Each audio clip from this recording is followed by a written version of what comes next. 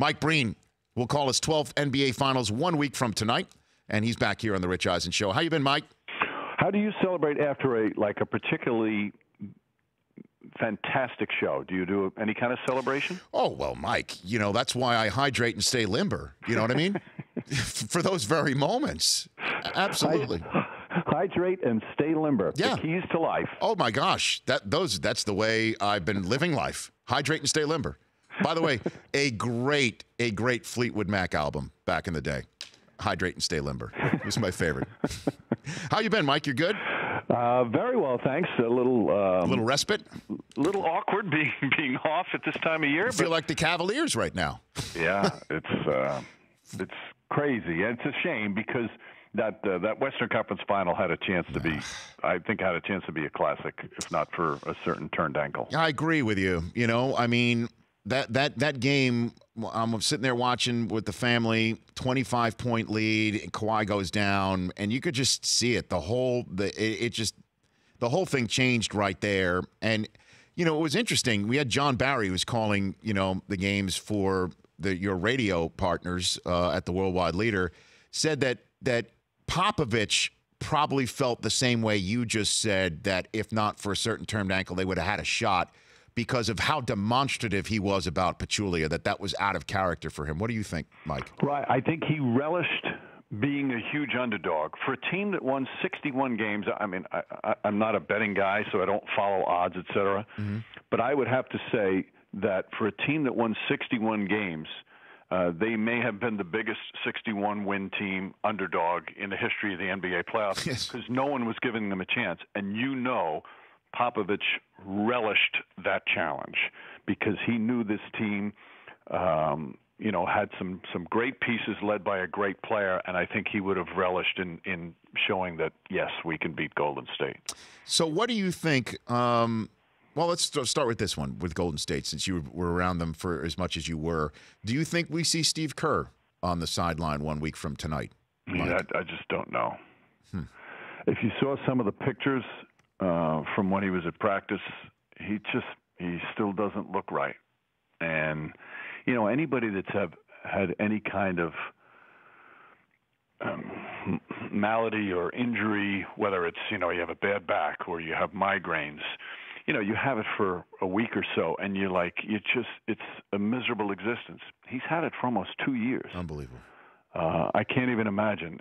We both know Bill Walton very well, and Bill is one of the most upbeat people in the world. But when he went through that back problem, I mean, he even wrote in his book that he was contemplating ending his life. It was the daily, every single day of feeling that pain and the grind.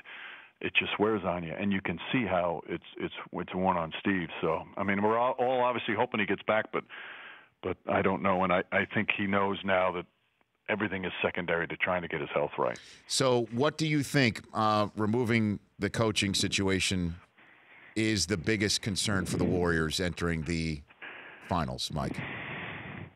Well, if Cleveland wins tonight, it's obviously figuring out a way to stop LeBron James and match up with LeBron James. Mm-hmm. I think Golden State would be the favorite coming into it if that's the case. But you can't count this guy out. They really are a much better team than last year. And I think that, for Golden State, just to keep their defensive, what's the word I'm looking for, the passion and commitment that they have, to me, is the most underrated part of the team. Yeah, they can score 125 points without blinking an eye. But their defense at times during this playoff run, there's been some stretches, and it's not all game, but there's been some stretches where I'm thinking, man, they're almost as good defensively as they are on the offensive end. So that they have to keep because, obviously Cleveland can score with the best of them as well. Well, we had Charles Barkley on in hour one, and he likes the Cavs in this series because he thinks that Kyrie and Curry and LeBron and Durant cancel each other out, and thinks that even in that respect, LeBron has the advantage because he can cover Durant, but not vice versa. And then he thinks that Love and Tristan Thompson would outplay the bigs that could be put out there on the floor for the Warriors. I threw out Klay Thompson as the X factor right there, and he said that Klay has given up his opportunities for the good of the super team. You've seen them personally. What do you think of that analysis, Mike? I agree with a lot of it. The last part, the Clay part, is true. I think of all the players early in the year, I thought it was Curry who sacrificed the most to get Durant in rhythm. But now it's obviously Klay Thompson. But if you're starting to really direct your defense to stopping Curry and stopping Durant, Thompson's going to be right there to pick up the slack. I agree with you, Rich. I think Thompson is going to be the X factor. The matchup, though, that I'm just enthralled with is the Curry-Irving thing, because 2 years ago, people forget. Golden State won, but Irving gets hurt in game one. He's done. Kevin Love doesn't play at all, and Golden State, rightfully so, deservedly so, they win the title. Then people do forget Curry was not, and I'm not using it as an excuse because Cleveland deserved that title, but Curry missed 6 games in the playoffs, and he was not right, and Kyrie Irving completely outplayed him in the finals. So now you had one miss in 2015, the other guy not healthy 2016. The two of them, that matchup is going to be just spectacular to watch because right now they're both healthy. Right now they're both playing special basketball.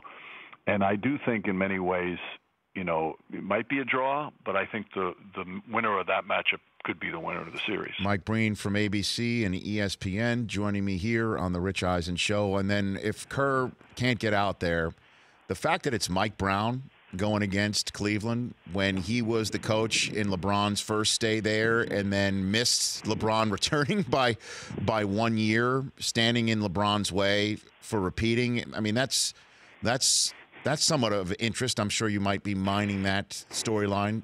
Oh, sure. The irony is pretty incredible. And Mike has handled the situation so well. I mean, he has his own views of how to run things and what to do. And he's been able to incorporate a little bit of what he wants, and he's always been a defensive-minded guy first. So him and Ron Adams, the other assistant coach, who's one of the real brilliant minds in the NBA, who doesn't get a lot of notice because he's never really been a head coaching candidate. But to have him the way he's handled it, allowing Steve, not allowing is the wrong word, but it's an uncomfortable thing. You're trying to run your team and at the same time, that this guy's in charge and he's coming and he's giving the halftime talks.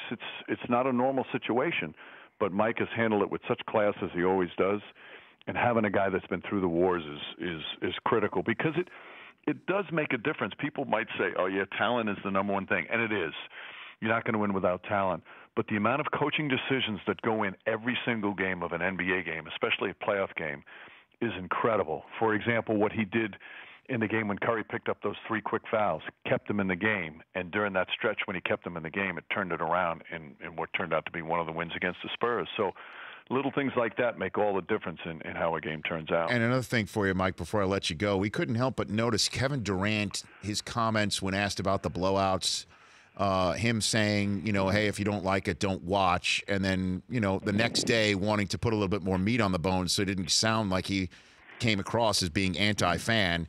But, there's obviously a little bit of there because of the whole super team aspect of it, right?